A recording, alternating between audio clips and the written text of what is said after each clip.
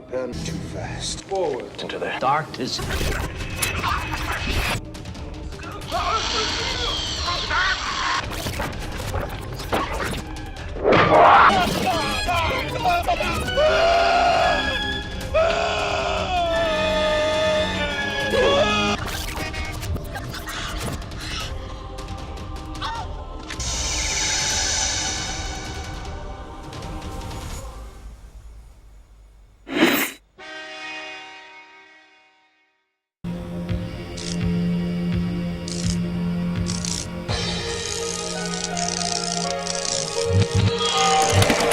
Welcome to Slash Forward, the channel where we provide summarization and commentary on all your favorite popular and obscure horror movies. In this video, we're going to peer into the mind of 80s grunge master Frank Henenlotter as we examine his 1988 film Brain Damage. Henenlotter's known for being a purveyor of fine horror-themed exploitation films, and unlike most low-budget schlock films, Henenlotter tends to frame his movies around an underlying theme. Themes like New York is dirty, drugs are bad, and so on. You get the idea. I hope you haven't showered yet, because you're going to need one after this.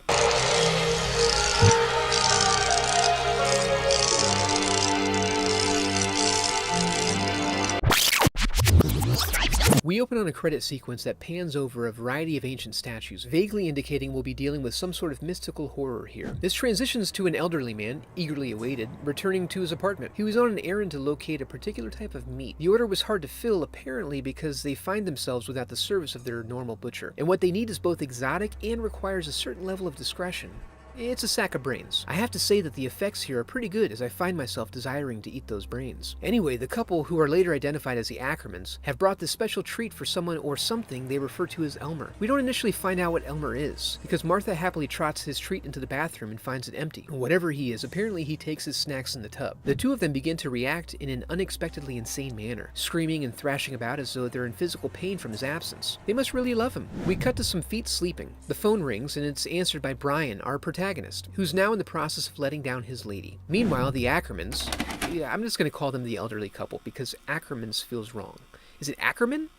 Whatever. Go into an extreme manic state and start to destroy their apartment. Their search methodology drives home their level of madness. They're looking in many small, tight places, so it's safe to assume Elmer's a small pet like a sugar glider or something. But they also take things out and destroy them when it's clearly not necessary. How metal. Having destroyed everything they own, they're reduced to convulsing on the floor of their apartment. Brian's girlfriend, Barbara, shows up to see if he's asleep. She confirms that Brian looks like absolute garbage, so he's not just being a tool, he's actually sick. Back to the elderly couple, who have rallied after getting a second wind and are now going door to door, accosting their neighbors and barging into their homes looking for Elmer. Brian's girlfriend plans to nurse him back to health, but he insists she go to the concert with his brother, because the money's spent and his bro deserves a treat. As they head off to the concert, we pan across the elderly couple's living room, revealing them quietly foaming on the floor. Brian's having his own problems, though, tossing and turning in his bed. His discomfort appears to have been the result of a herniated goiter, judging by the quantity of blood he finds on his hand in bed. Going to the bathroom to manage this situation, he finds the source of the blood to be the back of his neck, but the cause is still unknown. He goes ahead and verbalizes a question already strongly implied. What the hell's happening to me?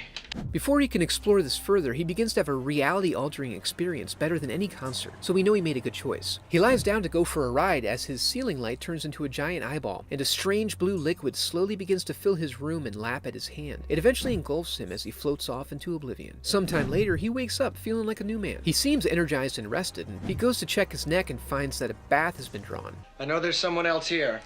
Why would that be your first assumption after significant sensory hallucination? He also asks this as though he knows he's dealing with a strange creature of some type. Unfortunately for our cynicism, we hear some odd creature sounds and then see that something is slithering around on his body, previously undetected. We're then introduced to the creature we come to know as Elmer, who gives a little how-do, glows, and then speaks in the best possible voice. Hi.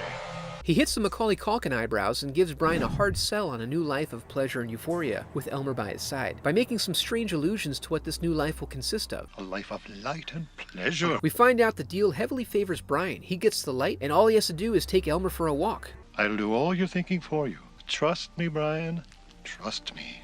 Seems legit. Elmer even pays up front, giving Brian a prick before they go on the walk. We get a good close-up that shows Elmer's methods, and also explaining the neck injury. It ends with the most extreme close-up possible, diving into Brian's brain. He lets the blue goo wash over him and acquiesces to Elmer's commands. After they head off, Brian's brother comes home with Barbara, and they start dicking around like a new couple. Interpreting this as a fit opportunity, Mike makes his move. At this exact moment, it's unlikely Brian would even mind getting cuckolded by his brother, as he's occupied with running around the city like a madman so high that he sees colors and hears sounds. The euphoria even allows him to enjoy the simple pleasure of a nighttime salvage yard rave. This is fucking great!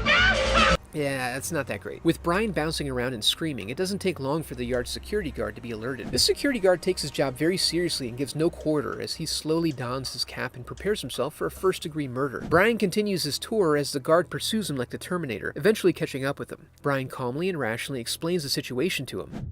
All these colors. But the guard doesn't appreciate hippie talk and offers up a reasonable counter-argument. Shut the fuck up, asshole. The guard follows textbook procedure, securing Brian and checking him for weapons and contraband. He feels something on him and wonders what it may be, and then finds out when Elmer jumps out and bores directly into his frontal lobe. An unfortunate situation because this man clearly already had impulse control problems. These concerns are inconsequential, however, because this gentleman ends up dead. Elmer takes his time, savoring his sinewy meal, and he just looks so damn happy. Brian fails to make it to the party. Is he okay?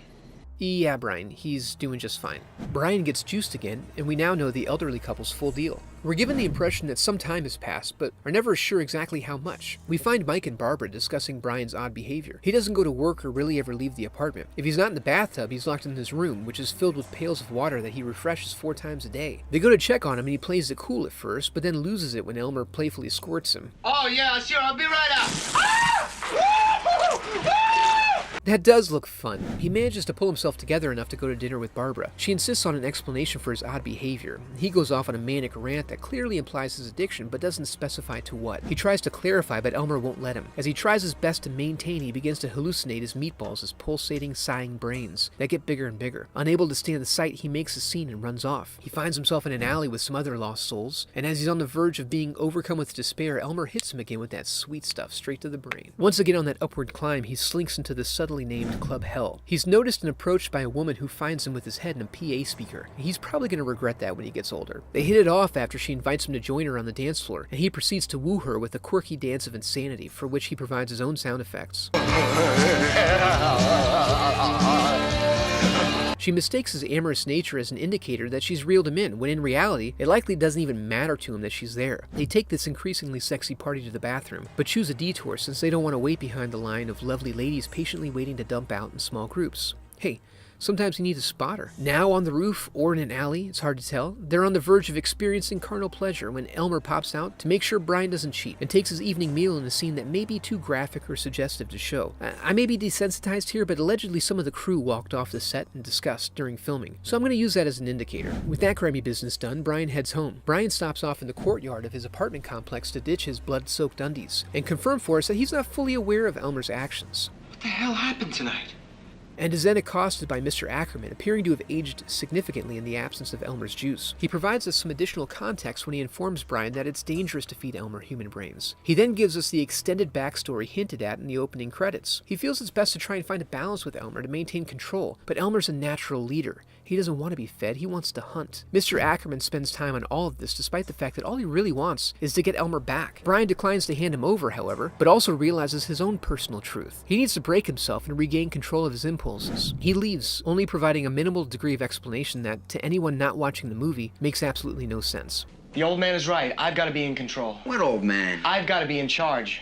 Brian finds himself in a part of town where people are free to do what they like and no one asks questions. His motel room knocks him down about 3 more levels of grunginess as it appears to rest at the outer rim of purgatory. Brian begins the process of seeking answers, but only receives a runaround from Elmer, who provides half-truths and insinuations before dropping a truth bomb on him. We'll do anything I want us to do. You're mine now, Brian. I own you.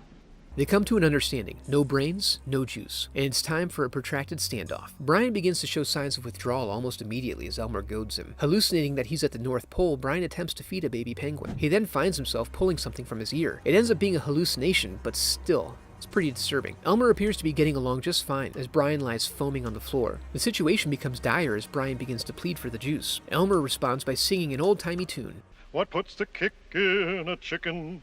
The magic in June. It's just Elmer's tune.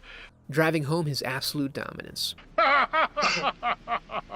But what a charming laugh. Brian decides he's ready to give himself fully to Elmer. He begins roaming the hallways, looking for an open door with a person behind it. He doesn't find a viable door, but hears the sound of running water. It ends up leading to the motel's strange, open, shared shower room, a place he has clearly never visited, and that pushes this place even closer to hell. Brian's greeted by a friendly gym rat who uses bar soap on his hair. New York truly does have the most interesting characters. He quietly soaps away as Elmer slithers in the water. Luckily for him, Elmer is looking for something a bit more discreet. He opts instead for a gentleman in a stall dropping a deuce. He pops up and burrows into the guy's head, and we're treated to a grungy, bloody bathroom sequence as the victim thrashes around in desperation, and a tremendous volume of blood sprays the walls. Having now sealed their agreement in blood, Brian and Elmer head home. Mike and Barbara don't initially realize Brian's present when they also return to the apartment. They've bonded from the stress and anxiety of Brian's descent into addiction. Mike makes his final move, and it works. The pair consummates their new relationship while Brian listens from the other room. He doesn't mind, however, because he's overcome with juices. Brian begins tenting as he lies in bed, and Elmer makes sweet, sweet love to his brain, taking them on a ride to infinity. As he drifts off, he dreams he's eating brains. In a moment of lucidity, he understands the danger in which he puts his loved ones. He tries to warn them, but is again speaking nonsense, so he runs off instead. Barbara follows him to the subway and observes his unusual behavior. As she watches him from afar, he hallucinates that he's in a Frank Henenlotter movie. Strange recognized strange, and Dwayne runs off. Barbara confronts Brian, and we soon learn that Elmer is now occupying his throat. When Barbara tries to snap him out of it with a kiss, Elmer goes to work, forcing Brian to take part in the brain eating. As he leaves the train, no one else seems to notice anything wrong. I wonder what we're trying to say here. Brian returns to his favorite evidence disposal spot and preemptively frisbees a trash can lid into the darkness. The elderly couple manages to get the jump on him when they spring forth from a different archway this time. And they came to party, as they demonstrate by brandishing a Luger. They pat Brian down and find Elmer. They gently caress him rather than juicing him, leading to a predictable outcome. Despite your prior relationship, he does not love you. The gun slides over to Brian. Mr. Ackerman manages to extricate Elmer as he laughs maniacally.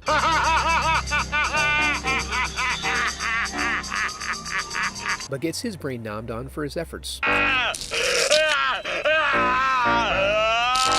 Brian, conflicted as a result of the pandemonium, slides Elmer onto his neck so he has time to think, while Elmer makes everything all better. Unfortunately, and despite the extended brain-munching scene, Mr. Ackerman is still alive. He grabs Elmer and squeezes as hard as he can, resulting in an overflow of juices rushing into Brian's brain. He crushes the life out of Elmer in such a straightforward way it makes you wonder how Elmer managed to live for hundreds of years. Mr. Ackerman then succumbs to his injuries. Brian's brain, now severely overstimulated, begins to bulge out of his skull, which I can only imagine is not very good. Brian runs back to his bedroom and attempts to pop the bubble with a bullet, breaking a gaping hole through the front of his brain pan, from which he then emits a blinding light, and then we fade to black.